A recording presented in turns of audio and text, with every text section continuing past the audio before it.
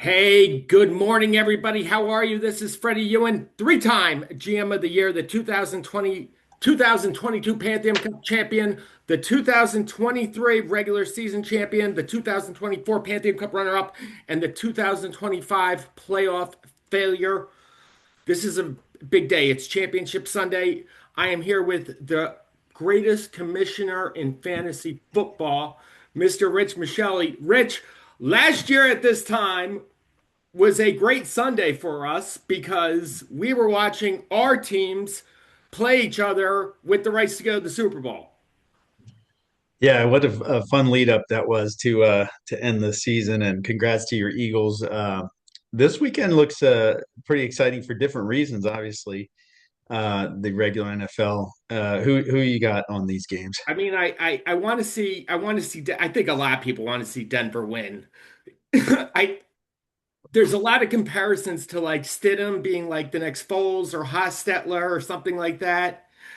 And I think the difference is those guys had a lot of like this guy has not thrown a pass all year long, and he has to go play in the AFC Championship game. I mean, the good thing is they're at home, but I think it's going to be an uphill ride for Denver. And then on the other side, I think the other side's going to be a great game. The Rams have a lot of experience. They got a better experienced coach, but Seattle just keeps there's Seattle might have the best defense that we've seen for years almost. Because I mean, they're doing Seattle's. It's stunning how well they've played. Their Yeah, running game's stunning. been great. I don't know if Charbonnet being out, how much of an effect that's going to have, but I think at the end of the day, I think it's going to be the Rams and the Patriots.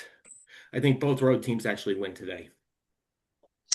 Yeah, and both of the number one seeds are there for a reason, and who would nobody would have called that at the beginning of the season that those two would have the number one seed, and the equalizer there for Stidham is Denver's got a very good defense too, not as good as Seattle or Houston this year, but still very good. And that ties in with what you were saying with Hostetler and Foles. I mean, they don't have to win the game; they just don't can't lose the game. Stidham, Exactly. so if he can manage it, they might have a chance. Actually, they have a very good chance.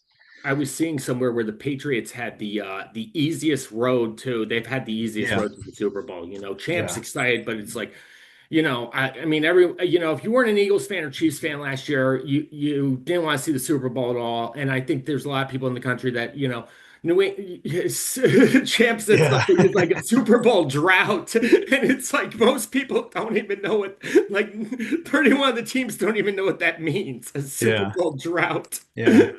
But it was a great term. So anyway, we got a big show for you today. Well, I got Um, to get one more thing on New England. I mean, that Drake May is exciting. He's the real deal. And I don't it definitely was in discussions for the Commanders last year with their Jaden Daniels and Drake May. And I know Dougie wanted Drake May, and I was leaning. I wanted Daniels.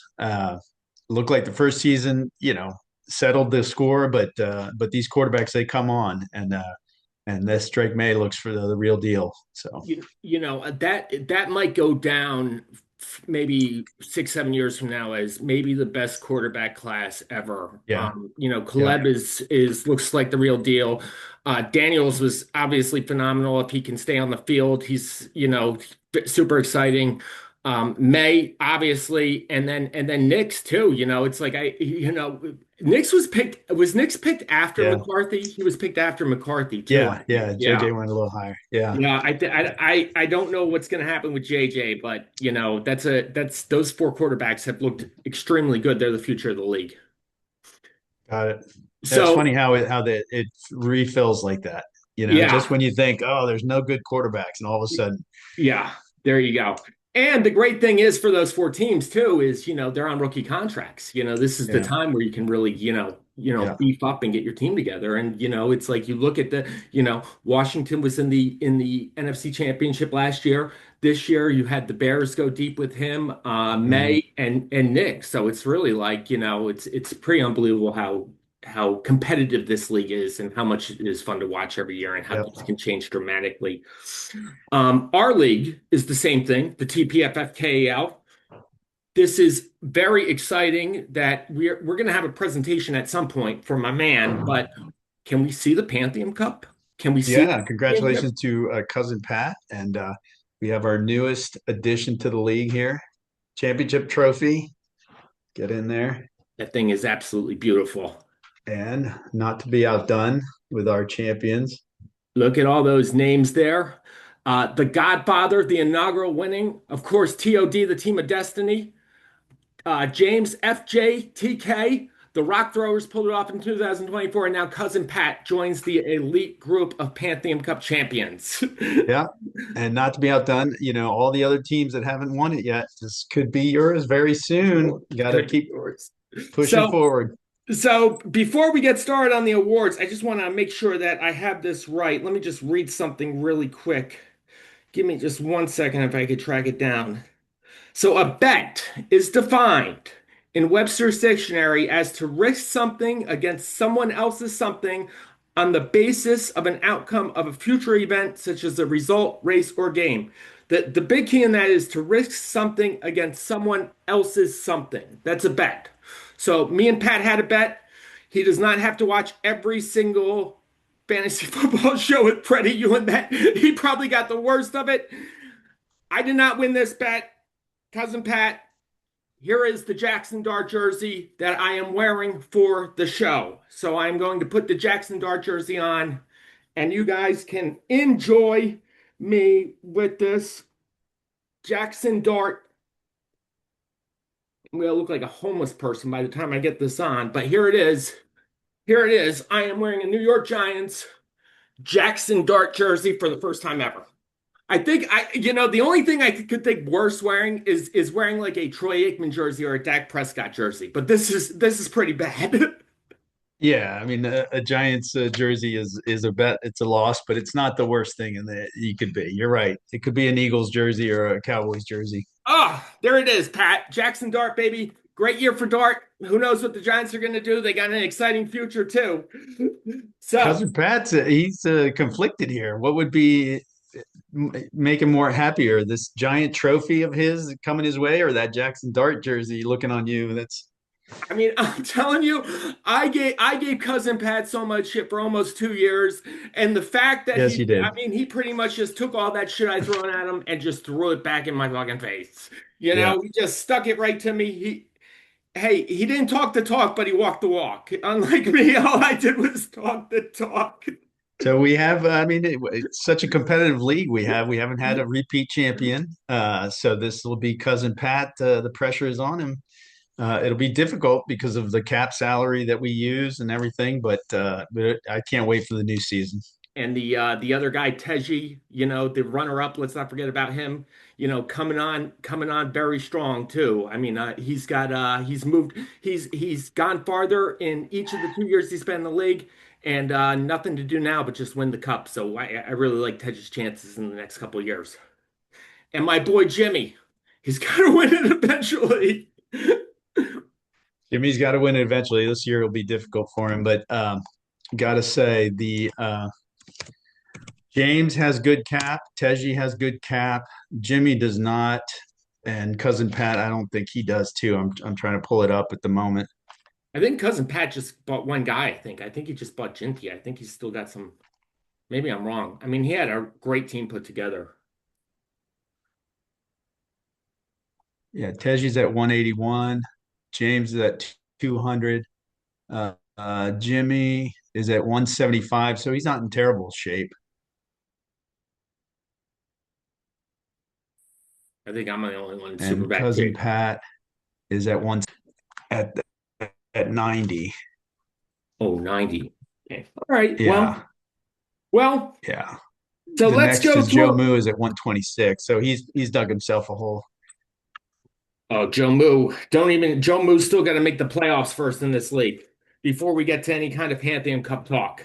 So we have some awards that we're going to go through. The TPFFKAL has been mentioned by former Intercontinental Champion, Tag Team Champion, WWE Hall of Famer Tito Santana, former Pittsburgh Steelers wide That was receiver awesome. Sammy Coates, ESPN analysis Trey Wingo, former NFL quarterback and University of Michigan quarterback Chad Henne, and one of the stars of the show Breaking Bad, Jeremiah Batsui. The TPFFKAL has been mentioned by all of them, and I also believe professional poker player Mike Mattisau as well. So it's a popular league Correct. catching on amongst the stars, as you can see.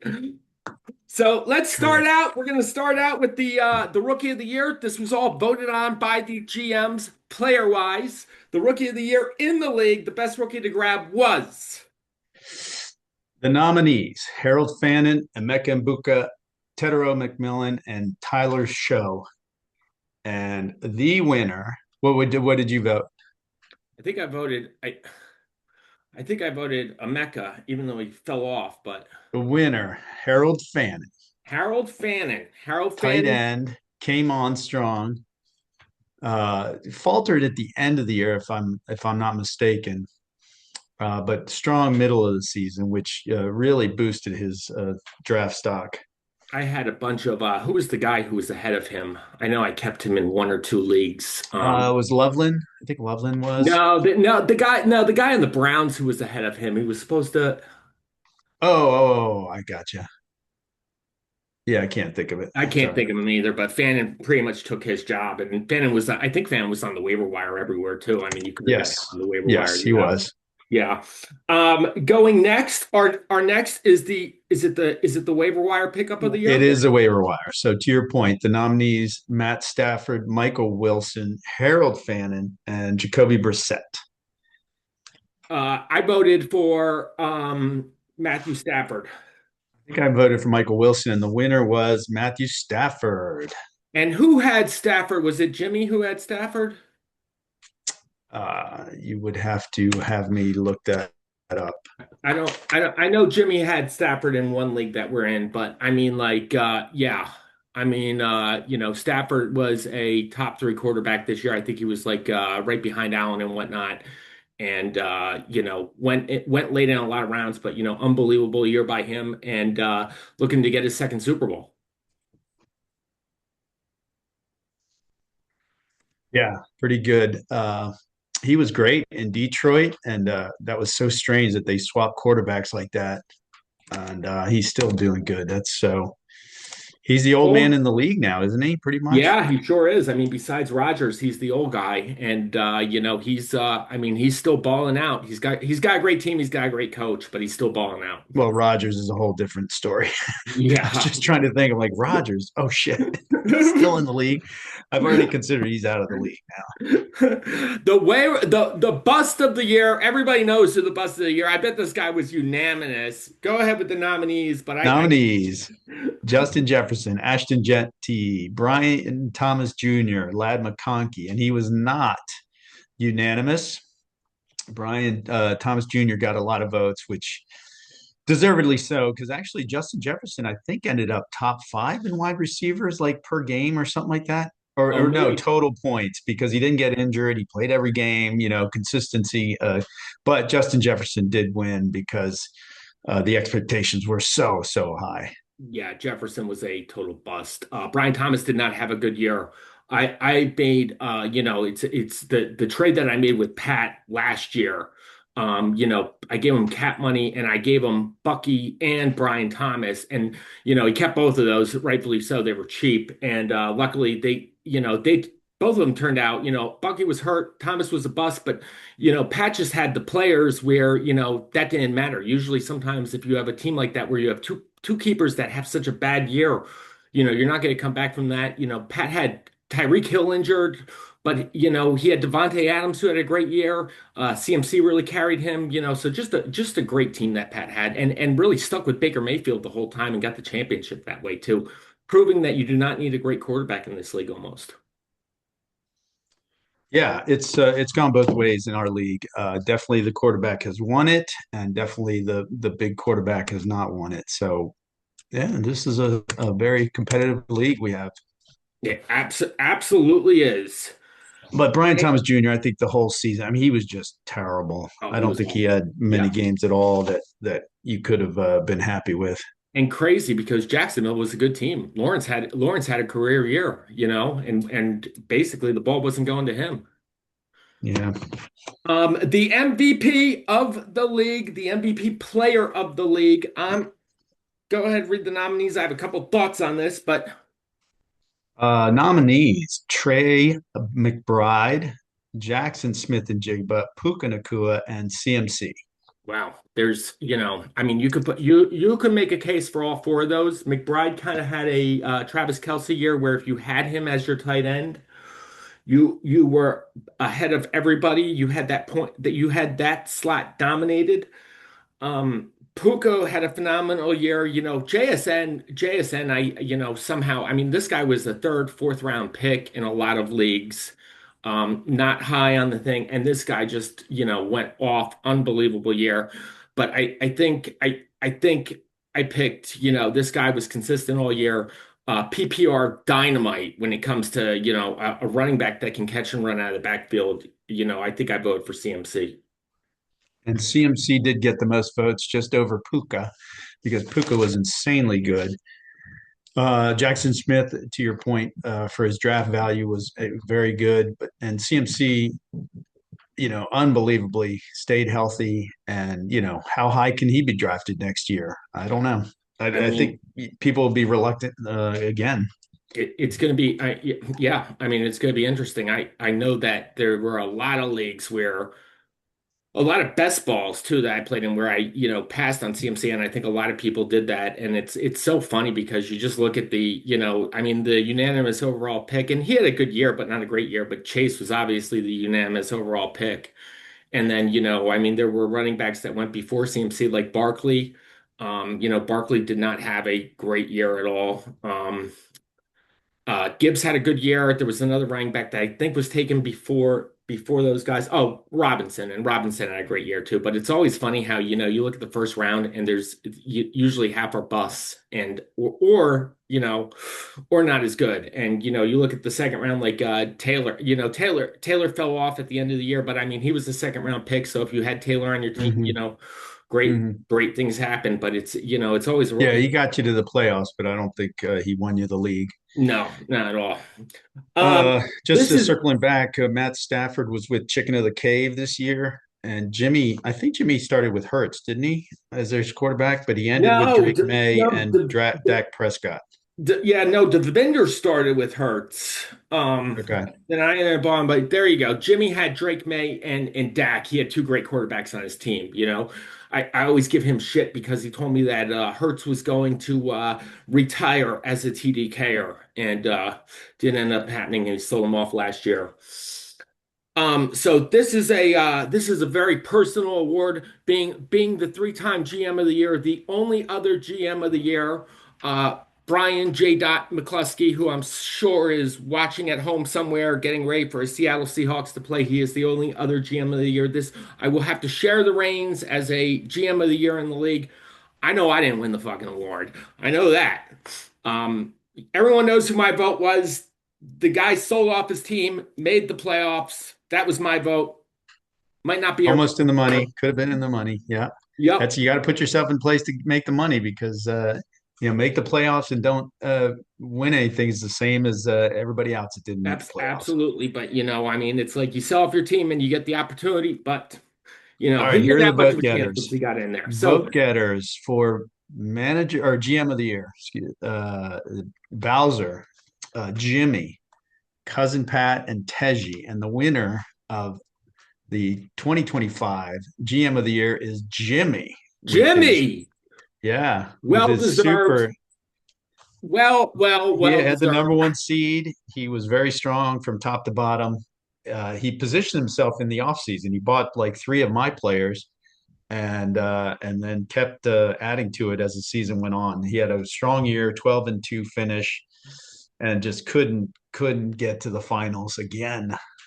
Jimmy is like the Buffalo Bills of this league, but you got to hand it to Jimmy. I'm in a couple other leagues with him. He's a phenomenal fantasy football GM. He's been very successful in a lot of ways. It seems for some reason he just can't do it in the last 3 weeks of the playoffs, but I think it's gonna come. He's gonna get over that hump and just I'm sure it's probably tore him apart last year to see Neil win that before him. You got that right. You got that But right. but trust me, hey, just like the Pantheon Cup, you can never take it away from that. You will always be a GM of the year in the TPFFKAL, Jimmy. Maybe not a three-time one, but you are a one-time GM of the year. Congrats, Jimmy. Congrats, cousin Pat, on a great seasons. One last clerical issue. We had our winter meeting. The winter board meeting was voted on, and we'll have a couple items for a league-wide vote. I'll have the email out probably this week, so we can vote on it, and then we can get back on a Zoom video and discuss these issues, Freddie, for Awesome. the new league, new season. Absolutely. And one more time before we let it go, can you just show us that trophy one more time? Look at this beauty. Look at champions. Ah, there you go. That That is is a the nice. official. It's heavy. It's a good weight to it. It It's no looks joke. great. I mean, it looks great. I mean, I was making a big deal that it's not a cup, but it's acceptable. I mean, that's a great trophy. Good job, guys. Yeah, great job, Teji, for picking that, the trophy committee. And once again, congratulations, Jimmy, GM of the year. And of course, cousin Pat, you won the bet, baby. I got the Jackson Dart jersey on. I'm gonna wear it for another show too, just to keep you. I'm looking for a surprise for you too, cousin Pat. It's pretty expensive. I don't know if I'm gonna sport it, but maybe I can get some other people Ooh, to do it too. But congratulations on winning the Pantheon Cup, Jimmy GM of the year, and Rich. Once again, you are the greatest commissioner in the world. I don't know who could be moving this ship besides you. You've been such a great commissioner, and we're all very thankful for you. I know that. it's a very exciting league, very competitive. It's great to be a part of. Thanks, Freddie. Stay safe. Excellent. I hope you get home Enjoy the games. later. I'll talk to you soon.